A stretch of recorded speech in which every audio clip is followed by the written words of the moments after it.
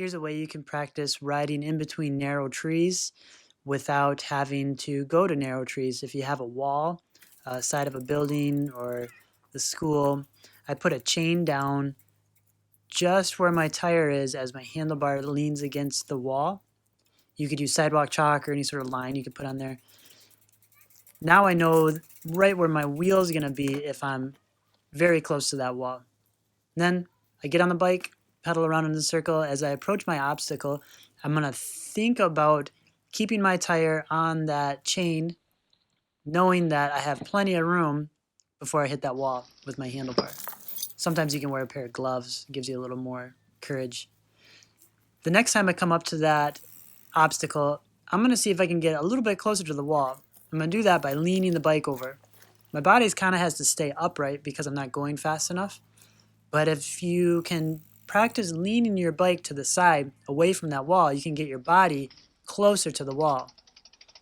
It's hard to go straight leaning next to a wall like that, but if you can like come up to it as you're doing an arc, getting closer, just to get used to that feeling that you have trust, you know where your hand is going to be without running into that wall.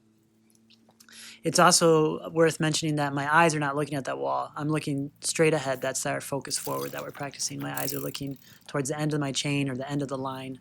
Why do we practice doing this? At some point, you're going to find yourself in a trail where there's a tight space. Here's a little trail section with tons of trees, and they don't really make a proper tree gate, but I have to zigzag through these trees. And it's also sloping, so it's a really imperfect trail.